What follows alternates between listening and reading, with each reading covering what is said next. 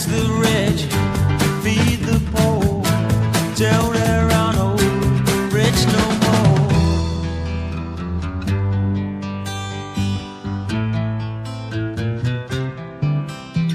I love to change the world, but I don't know what to do.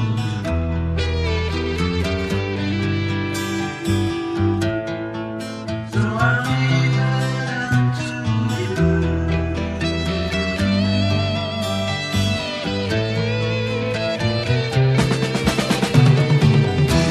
Population keeps on breeding, nation bleeding, still more bleeding economy.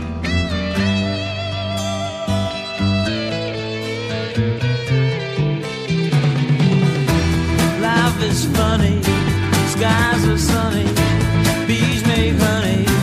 Who needs money? Monopoly.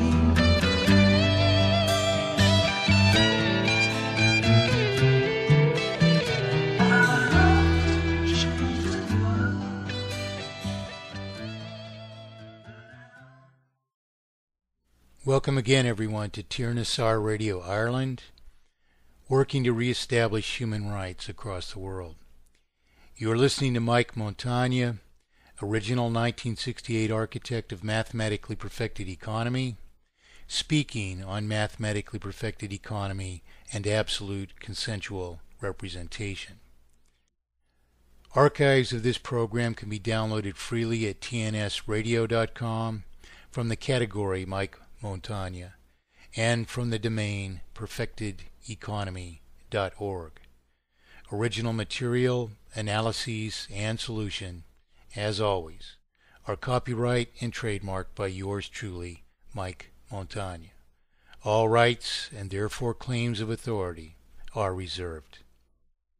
Copies of this program can be downloaded and distributed freely only so long as the entirety of this program, including this copyright and trademark notice, remain intact. Good to have you with us.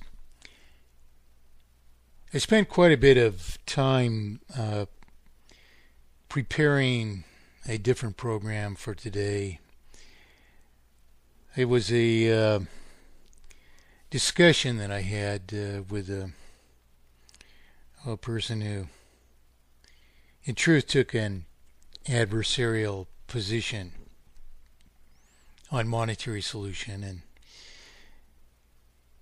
in truth they were just getting their feet wet in the issue, and they assumed that somehow that anyone else's casual thinking is just as good as anyone else's casual thinking. The discussion I had with this fellow was, over 3 hours long, and it was really an example of, the difficulties that we're regularly confronted with attempting to educate the people and to hold adversaries accountable, which of course is necessary, because otherwise we have all these voices, these unmitigated voices, bantering that anything may be solution, and it's just not how things are. We have a mathematic problem. It has one answer. The difficulties of the discussion that I was going to have you listen in on were instructive, however, because after a lot of gentle wrestling, eventually we got some intellectual interaction going, which eventually precipitated in a an actual meeting of the minds, more or less. But a problem with that is that not really having done the developmental work of the thing we have to understand, and more or less perhaps casually agreeing in some way that might quell strife or whatever.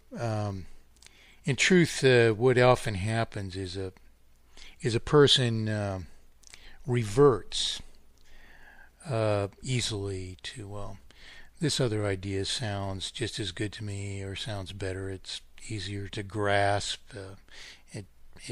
It wasn't so difficult to understand, whatever. But this is not the way.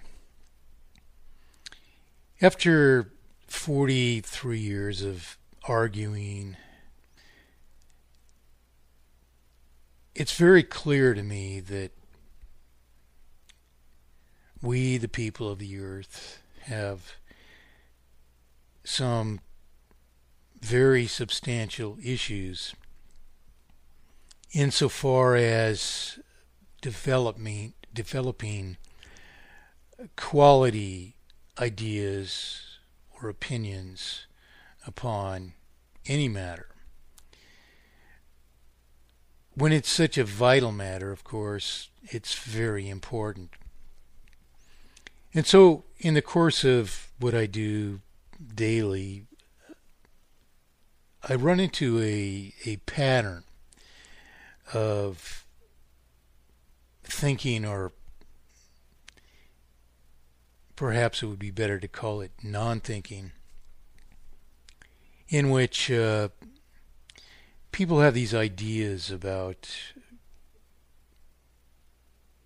issues and thinking, and they take a position as a more or less routine pattern of their own typical behavior, where they assume that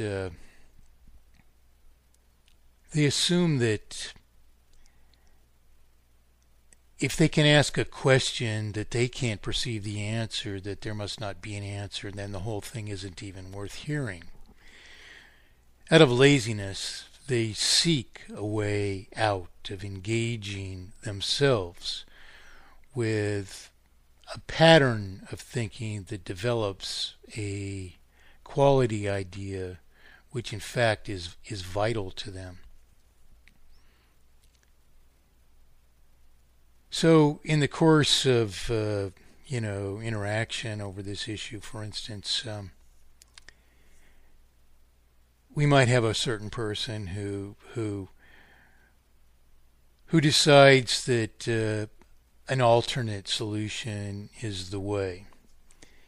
Now, the problem with such a decision is that if it's not the way and you've made up your mind, don't confuse me with the facts, you've committed yourself to something which is adversarial to the rest of us. Now, in truth, I myself have come to think that it's not worthwhile struggling with Austrian economists, for example, who actually dismiss all the fundamental building blocks of logic, mathematics, for instance. They reject mathematics over economy, and just simply assert somehow that their logic is better than ours. Well, the problem with these positions or patterns of non-thinking is that they are not accountable. And what we really need to do here in resolving any issue, not just this issue, but any issue, is everyone needs to be held accountable. That is, we regularly assert that we have rights to opinions, and indeed we do. That is, we have rights to free thinking, of course. But we also have responsibilities to each other in a society, in a free society, because our opinions have effects. That is, if we decide or predispose ourselves to, one pattern of thinking or another, or some conglomeration of many, and there's a fact of one solution, which is a general fact, then we have committed ourselves, in effect, to division. And so rather than replaying this discussion I had the other day, which is actually very gut-wrenching for most of it, until in the end, finally, the walls come down largely, and this person who's taken what is an adversarial position, although they didn't even consider it one. They just think that their thinking was that if we all decorate the world with however many different ideas about monetary solution, that even though this was perhaps the first article that they'd written that I was commenting on, it was as worthy as anyone else's work somehow. But this isn't really so, that it's a thing of beauty to just decorate the world with a smattering of opinions.